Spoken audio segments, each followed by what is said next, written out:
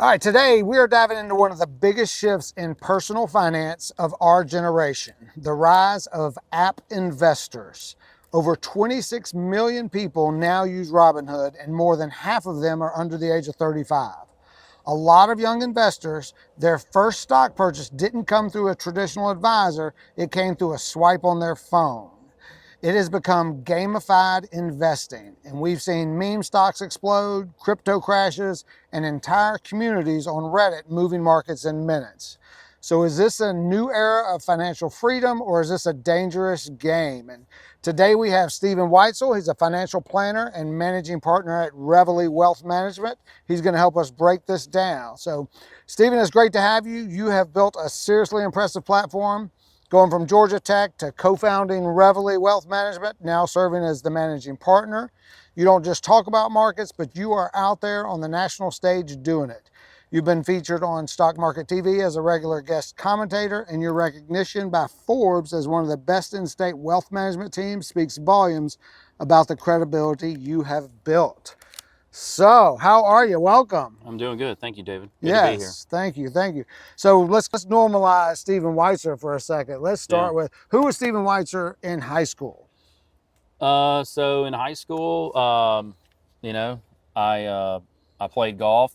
Uh, I was in chorus, but you know, I got along well with pretty much everybody. You know, I didn't have any enemies. That I remember, and I mean, I think I was well liked and respected, and um, you know, I I was a smart kid, you know.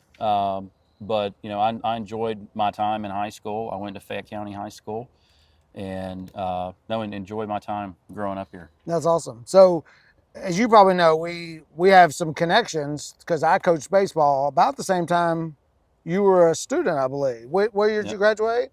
I graduated from Fayette County in '03. Oh, three. So yeah, I was a baseball coach there in 2000. It might have been 99, 2000, 2001. The Was point, Townsend there at that point in time? he Or okay, was, yeah. yes. Yep. Um, the point is I've spoken to parents of the kids I coached, Yeah. and those parents speak very highly of you. Oh, And that okay, says that's something great. about your That's great to hear. character Yeah. from high school. So that is awesome. One thing that I try to tell my son is, I don't know if it's a true study, but I believe it and I like it. It said, it did a study on the most popular kids and what made them popular. And it said the most popular kids liked the most people. Yeah. So it wasn't about whether they were the best athlete, whether they were the funniest. It was about the most popular kids that had the most friends were the ones that liked the most people. And I was like, that's pretty obvious. That's pretty cool. Yeah. Yeah. Yeah. So you ended up at Georgia Tech, and this is where it gets curious. So you had a degree in management, I did. Yep. and was your career path always financial planner, or what were your intentions when you went to Tech? What were you? Yeah, so I knew, from somewhat of a young age that I wanted to do something with money. Um, I didn't know exactly what that was, but when I went to tech, I actually started out, and you have to have a declared major when you go into tech, and so I actually started out doing international affairs and modern languages. I didn't want to be an engineer per se, um, but all of a sudden I knew I want to study finance, and so I got a management degree with a certificate in finance. Also got another certificate in economics from the Ivan Allen College there, and so while I was in school, I started working for Bank of America, and I started out as a part-time teller, and then was working as a banker doing checking accounts, In savings accounts, college? yeah, in college, Wow. loans. And so I met a lot of folks from the wealth management division. Bank of America Investment Services, what it was called, Premier Banking and Investments. And I realized I think this is a great career path for me because I like the intricacies of portfolio management and investing, but also working with individuals and helping people is something that I like to do. And so, uh, a financial advisor is a great blend of those two things. And, the ability to be able to work with people, talk with people every day, but still have the science behind investing is something that really appealed to me. And so I graduated from tech in '06 and started working for Bank of America Investment Services the next Monday. Wow. So I was a part-time butcher in college. So maybe that explains why I'm slinging mortgages and you're managing billion-dollar portfolios. So a But noble profession. so I'm always wondering. I don't know if it was just me, and you might not be able to answer the phone because it sounds like you were pretty driven through high school into college. But I felt like I know when I went to college, I had no idea what I wanted to do, and I'm clearly not doing what I even thought all through college. But I feel like nowadays kids are so intentional, even in high school. Like I feel like they're trying to narrow down their career path so young. Yeah. It feels like you knew pretty right away. At least you wanted to be close to the money.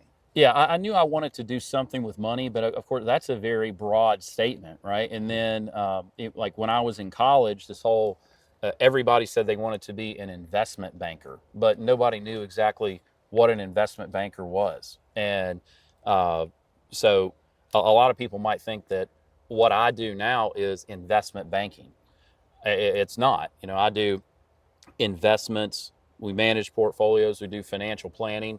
Uh, but investment banking, as far as I would define it, is when you're doing IPOs for companies or you're doing bond offerings for companies. That's investment banking, and a lot of that stuff's run out of New York, London, Hong Kong, those types of markets, and those professions are very long hours. I mean, it's 100 hours a week or more that these guys and gals are working, trying to work their way up, and they can be incredibly successful financially. But a lot of them burn out. A lot of them don't make it. Yeah. Well, they say I guess that's kind of simulated with a stockbroker that goes into New York because they're working extremely long hours, and that's Sure.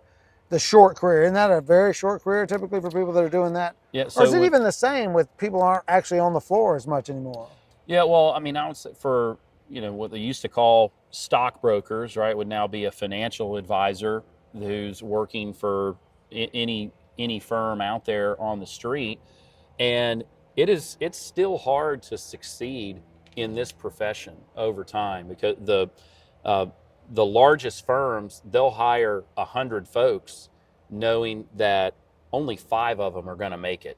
Wow. Because it's still hard to ask people for their money and have them give it to you. Yes. Right. And so it there's a special skill that you have to be able to do that.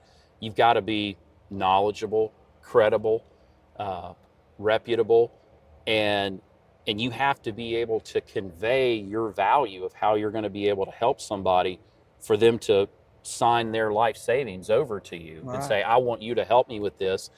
Very few of them make it. And so the failure rate of people trying to come into this business is still very high. And it may not be as high as the investment bankers on Wall Street, but it's still a very slim percentage that actually make it. So we're kind of the opposite. I have to convince people to take my money. I'm trying to convince them to borrow from me. And Yep. I know the stress and what I have to do that more or less. You're asking people to turn over their future.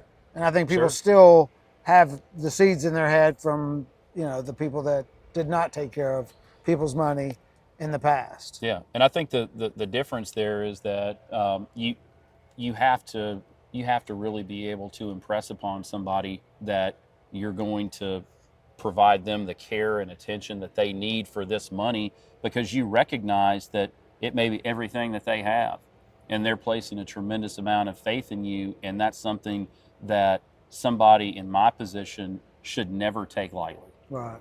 Yeah. That's incredible. I guess the pressure is what makes the diamond. So, I mean, you've got to shine, and that's why you're doing so well. Incredible. So Georgia Tech, this doesn't really fit, but I just think it's worth mentioning. You're a very proud, and everything I see you do, you're mentioning tech. You're wearing tech today. Is that in your entire wardrobe?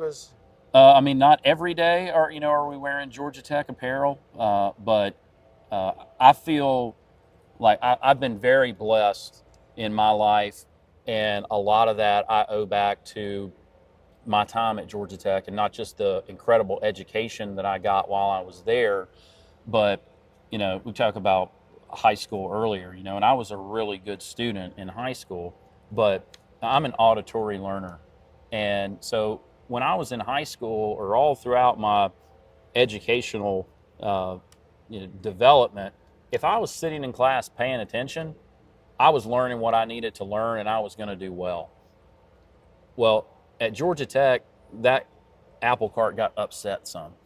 Um, and I remember my first semester at Tech, I took 15 hours and I made an A and 4 Bs. It's the first time I ever made a B when I went to Georgia Tech. But I, I didn't really consider myself as trying too hard. Made an A and 3 Bs, had a 3.2 my first semester. And I'm thinking, man, they've never seen anything like me here on this campus, right? And because this place is supposed to spit people up or spit people out, chew them up, spit them out. And so my second semester, I'm taking 14 hours, and I'm I'm not really going to class a whole lot. I'm playing a lot of video games, maybe doing the traditional tech thing. And midway through the semester, I'm staring at some really bad grades. And so I pull myself up by the bootstraps and I end up making 3 Bs and a C. I have a 271 my second semester for a cumulative weighted grade point average of a 296 after 29 hours. Now, I was the last class that was evaluated for hope after 30 hours. Now it's every 2 semesters. Right. So if they had evaluated me right there, I would have lost the Hope Scholarship. But I had until the following semester. I made a 3.75 in the fall, the first semester of my sophomore year, and never looked back and ended up graduating with high honor.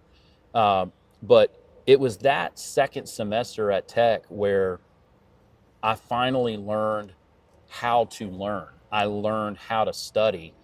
And I feel like a lot of folks who have been through Georgia Tech, they have a similar story where they talk about being at the breaking point and how they were able to persevere and forge through.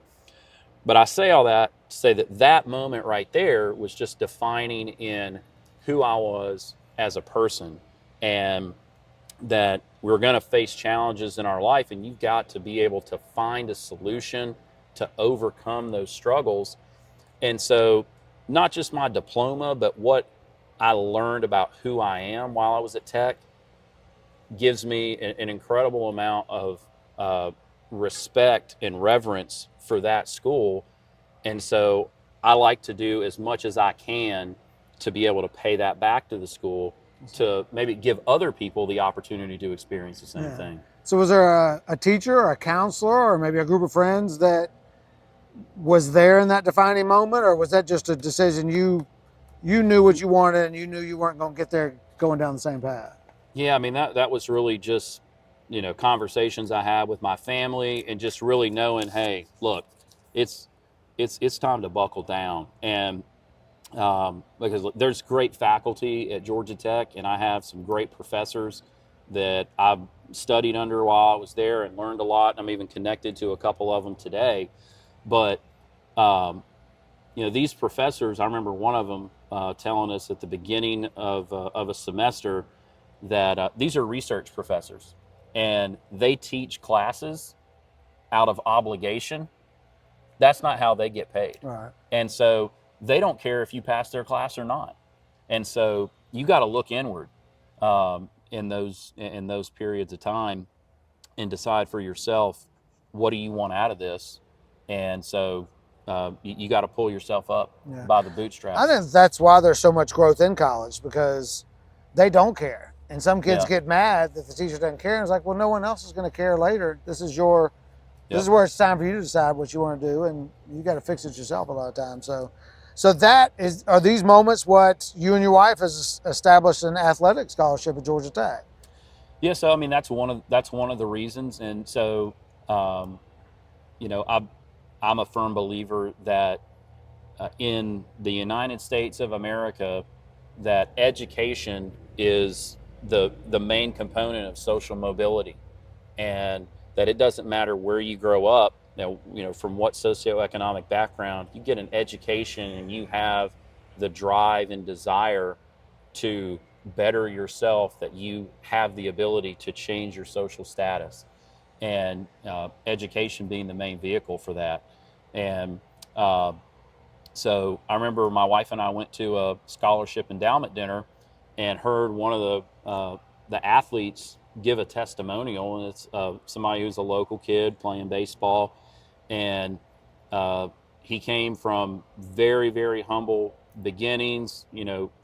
His mother and father were divorced, had a younger brother, and his mom was doing everything she could for them, but like it was a treat when they would have hot dogs and macaroni and cheese for dinner. But he had a God-given talent to be able to throw a baseball, ends up with a scholarship to Georgia Tech, and he ultimately made his way into the majors. But even absent that, if he didn't have the ability to move on, he would be able to leave Georgia Tech with a diploma that would forever change the trajectory of his family. And that's just a very encouraging thing to me and my wife. And we said, look, we want to be a part of providing that opportunity to others. Yeah. Was that Lehigh? It was not Lehigh. Because he was there playing baseball He at the same was. time, And so, right? Lee and I grew up together. I figured that was the same time. Lee and I grew up together playing ball, and he pitched at Tech and ended up getting drafted, played for the Braves for a little while. But the gentleman I'm referring to is Tristan English. Okay. So he's from Griffin. But I think he's in the Diamondbacks organization. Oh, he's still playing? Now. Yeah, he's still playing. Wow. Yep. Yeah, I didn't think Lee was suffering financially at all. No, and He's cool. Lee's actually an advisor. Is he? Yeah, he's. Well, I know he did well at Tech. Tech and did well. I mean, he was incredible. I mean, ninth grade. I coached him in 9th and 10th grade. Like, yeah. It was just the control and he was an incredible athlete. Yeah. He was really good. Shout out.